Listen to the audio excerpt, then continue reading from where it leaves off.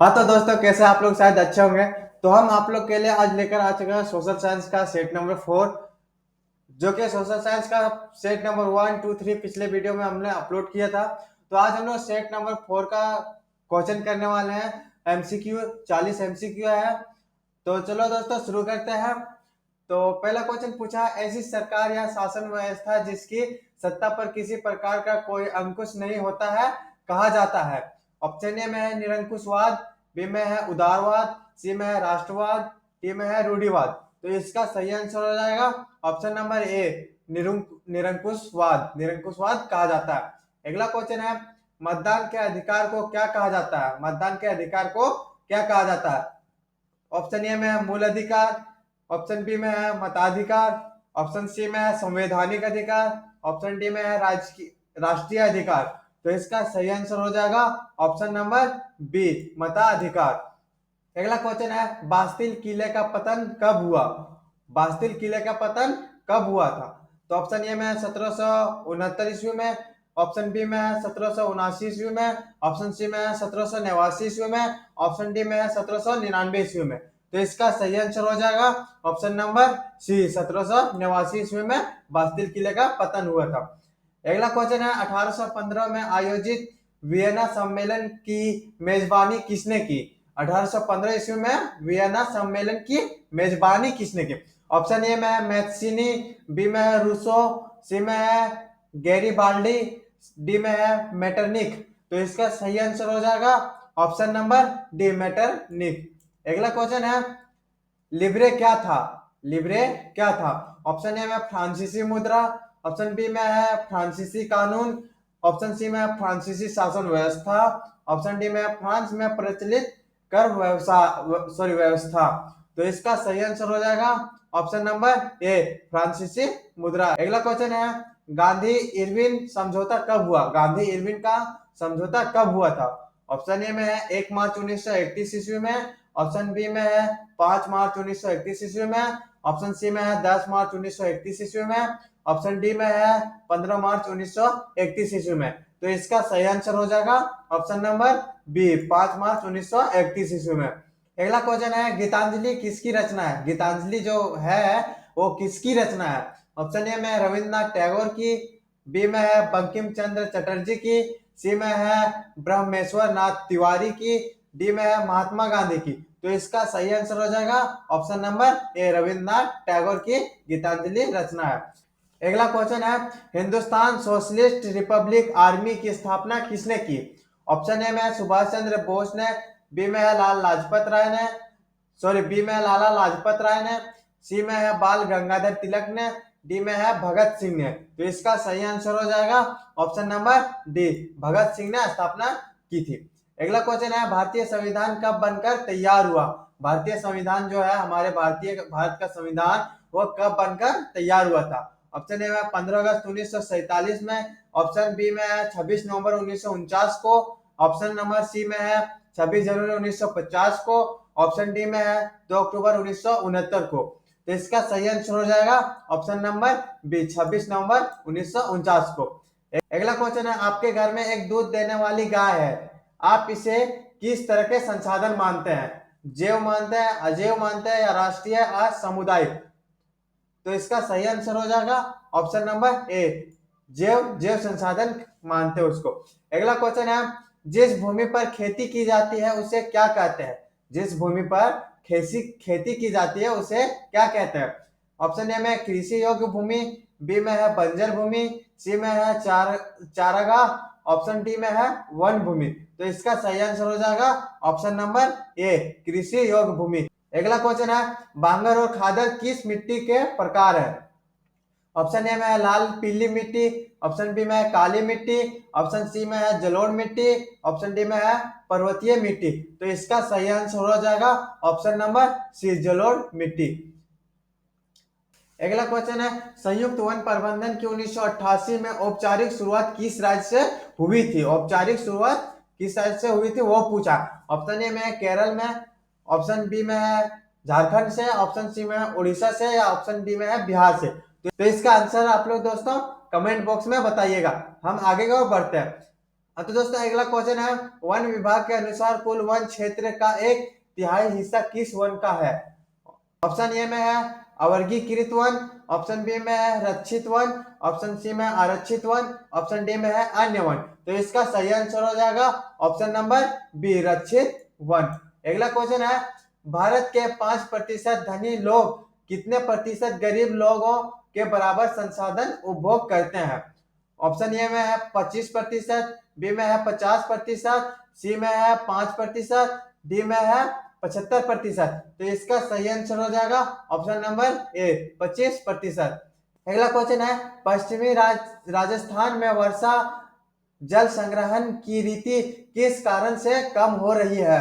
Option A में है वर्षा नियमित होने से, ऑप्शन बी में है इंदिरा गांधी नहर से बारहमासी जल सुविधा से, ऑप्शन सी में है भूमिगत जल स्तर में कमी हो जाने से, ऑप्शन डी में है इनमें से कोई नहीं। तो इसका सही आंसर हो जाएगा ऑप्शन नंबर बी। अगला क्वेश्चन है, सिंचाई ने कई क्षेत्रों में निम्नलिखित में किसे परिवर्तित कर दिया है? ऑप्शन ए में है फसल प्रतिरूप, बी में है वन प्रतिरूप, सी में है मछली पालन, डी में है इनमें से कोई नहीं। तो इसका सही आंसर हो जाएगा ऑप्शन नंबर ए, फसल प्रतिरूप। अगला क्वेश्चन है, प्रचुर मात्रा में जल उपलब्ध होने के बावजूद जल दुर्लभता कैसे होती है? ऑप्शन ए में औद्योगिक कचरों और रसायनों से जल की गुणवत्ता में कमी होना, ऑप्शन बी में अत्यधिक प्रयोग से जल की मात्रा में कमी होना, ऑप्शन सी में है जल की मात्रा में वृद्धि होना, ऑप्शन डी में इनमें से कोई नहीं। तो इसका सही आंसर हो जाएगा ऑप्शन नंबर ए, औद्योगिक कचरों और रसायनों से जल की गुणवत्ता में कमी होना। अगला क्वेश्चन है, नदियों पर बांध बनाने से क्या नहीं होता है? नदियों पर बांध बनाने से क्या नहीं होता है? ऑप्शन ए में है जलाशय की तली में तलछट का जमा हो जाता है, ऑप्शन बी में है जलीय जीवों के भोजन में कमी हो जाती है, ऑप्शन सी में है वनस्पति और खेत जल में डूब जाते हैं, ऑप्शन सी में है सूर्य ग्रहण होता है। तो इसका सही आंसर हो जाएगा ऑप्शन नंबर डी, सूर्य ग्रहण होता है। हाँ तो दोस्तों अगला क्वेश्चन है, यूएनडीपी के अनुसार किस देश के विकास को आंकने का आधार निम्नलिखित में से कौन सा है? ऑप्शन ए में है प्रति व्यक्ति आय है, ऑप्शन बी में लोगों की शिक्षा का स्तर है, ऑप्शन सी में है लोगों का स्वास्थ्य स्तर है, ऑप्शन डी में है उपयुक्त सभी। तो इसका सही आंसर हो जाएगा ऑप्शन नंबर डी, उपयुक्त सभी। अगला क्वेश्चन है, विश्व बैंक की विश्व विकास रिपोर्ट 2017 के अनुसार ऑप्शन ए में वे देश जिनकी प्रति व्यक्ति आय $12,056 प्रति वर्ष या उससे अधिक है वे समृद्ध देश हैं, बी में वे देश जिनकी प्रति व्यक्ति आय $995 प्रति वर्ष या उससे कम है तो वे निम्न आय वाले देश हैं, ऑप्शन सी में क और ख दोनों सही है, ऑप्शन डी में इनमें से कोई नहीं। तो इसका सही आंसर हो जाएगा ऑप्शन नंबर सी, क और ख दोनों सही है, मतलब ये दोनों विश्व बैंक का विकास रिपोर्ट 2017 के अनुसार ये दोनों सही है। अगला क्वेश्चन है, प्रति व्यक्ति आय को क्या कहा जाता है? प्रति व्यक्ति आय को क्या कहा जाता है? औसत आय कहा जाता है, या राष्ट्रीय आय कहा जाता है, या कुल आय कहा जाता है, या सकल आय कहा जाता है? तो इसका सही आंसर हो जाएगा ऑप्शन नंबर ए, औसत आय कहा जाता है। अगला क्वेश्चन है, इनमें से कौन भावी पीढ़ी के कल्याण को परिभाषित करता है? ऑप्शन नंबर ए में आर्थिक विकास, बी में है समृद्धि, सी में है धारणीय विकास, डी में है जीवन की गुणवत्ता। तो इसका सही आंसर हो जाएगा ऑप्शन नंबर सी, धारणीय विकास। अगला क्वेश्चन है, सेवा क्षेत्र में इनमें से किस तरह की गतिविधियां शामिल है? सेवा क्षेत्र में इनमें से किस तरह की गतिविधियां शामिल है? ऑप्शन ए में है कृषि, डेयरी, मछली पालन और वानिकी, ऑप्शन बी में चीनी, गुड़, ईंट बनाना, ऑप्शन सी में है परिवहन, संचार और बैंकिंग, ऑप्शन डी में है इनमें से कोई नहीं। तो इसका सही आंसर हो जाएगा ऑप्शन नंबर सी, परिवहन, संचार और बैंकिंग। अगला क्वेश्चन है, जीडीपी का विस्तारित रूप निम्न में से कौन सा है? जीडीपी का विस्तारित रूप पूछा।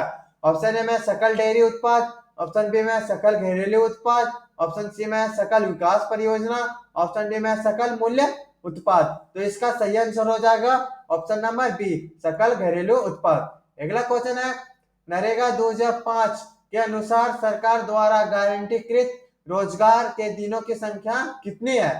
ऑप्शन ए में है 100 दिन है, ऑप्शन बी में 80 दिन है, ऑप्शन सी में 150 दिन है, ऑप्शन डी में 100 दिन। तो इसका सही आंसर हो जाएगा ऑप्शन नंबर ये और डी दोनों का, कहा कि ये सब दोनों में सेम दिया हुआ है। ये और डी दोनों का, कहा कि ये सब दोनों में सेम आंसर दिया हुआ है, 100 दिन ही दिया हुआ है। अगला क्वेश्चन है, वेतन छुट्टी का प्रावधान किस क्षेत्र में होता है? वेतन छुट्टी का प्रावधान किस क्षेत्र में होता है? ऑप्शन ए में असंगठित क्षेत्र, ऑप्शन बी में संगठित क्षेत्र, ऑप्शन सी में ग्रामीण क्षेत्र, ऑप्शन डी में इनमें से कोई नहीं। तो इसका सही आंसर हो जाएगा ऑप्शन नंबर बी, संगठित क्षेत्र। अगला क्वेश्चन है, अल्प बेरोजगारी उस व्यवस्था में पाई जाती है जब लोग, ऑप्शन ए में सुस्त ढंग से कार्य कर रहे हैं, बी में है उनके कार्य के लिए भुगतान नहीं किया जाता, ऑप्शन सी में है अपनी कार्य क्षमता से कम कार्य कर रहे होते हैं, ऑप्शन डी में है कार्य करना नहीं चाहते। तो इसका सही आंसर हो जाएगा ऑप्शन नंबर सी, अपने कार्य क्षमता से कम कार्य कर रहे होते हैं।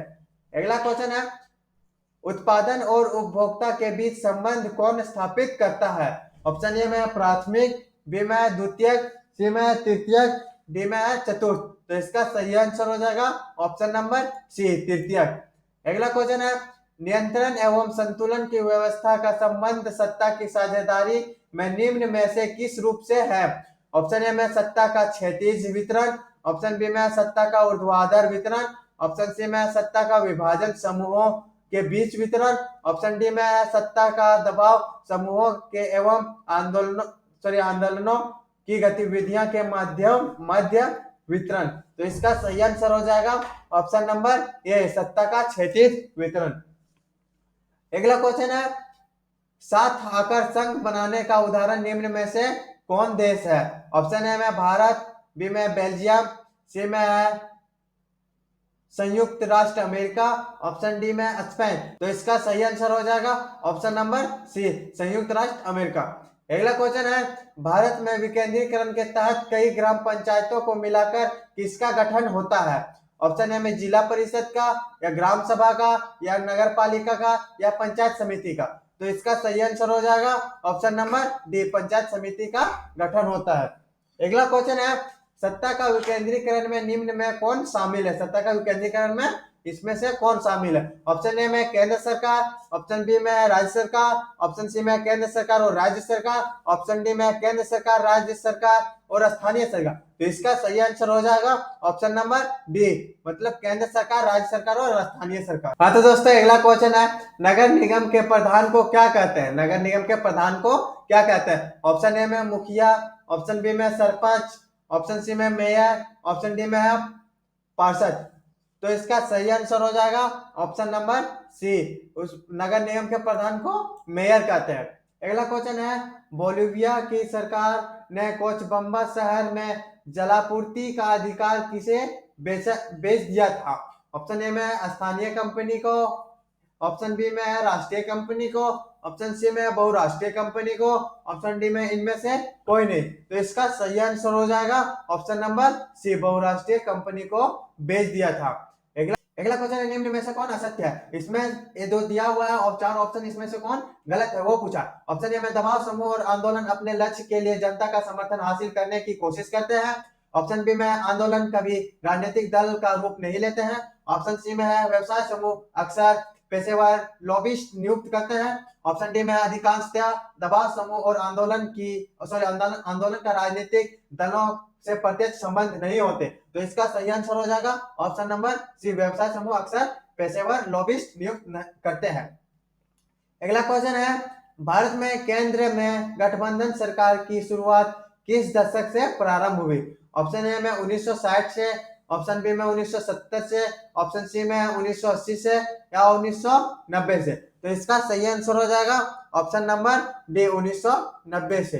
अगला क्वेश्चन है, भारत में अवशिष्ट विषय किसके अधिकार क्षेत्र में आते हैं? भारत में अवशिष्ट विषय मतलब बाकी बचे विषय किसके अधिकार क्षेत्र में आते हैं? ऑप्शन ए में केंद्र सरकार के, बी में है राज्य सरकार के, सी में है केंद्र एवं राज्य सरकार दोनों के, ऑप्शन डी में स्थानीय सरकार के। तो इसका सही आंसर हो जाएगा ऑप्शन नंबर ए, केंद्र सरकार के अधिकार क्षेत्र में आते हैं। हाँ तो दोस्तों हमारा लास्ट क्वेश्चन बचा हुआ है। इसमें पूछा है कि भारतीय संघवाद का तीसरा स्तर कौन सा है। इसमें भारतीय संघवाद का तीसरा स्तर पूछा है। ऑप्शन ए में केंद्र सरकार, बी में राज्य सरकार, सी में स्थानीय सरकार, डी में इनमें से कोई नहीं। तो इसका सही आंसर हो जाएगा ऑप्शन नंबर सी, स्थानीय सरकार। हाँ तो दोस्तों हमारी वीडियो कैसी लगी हो, अगर आपको अच्छी लगी हो तो प्लीज हमारे YouTube चैनल को सब्सक्राइब कर लें और बेल आइकन की घंटी को जरूर दबाएं, ताकि जब भी हमारे वीडियो अपलोड हो तो सबसे पहले आप तक पहुंचे। तो मिलते हैं अगले नेक्स्ट वीडियो में, तब तक के लिए जय श्री राम।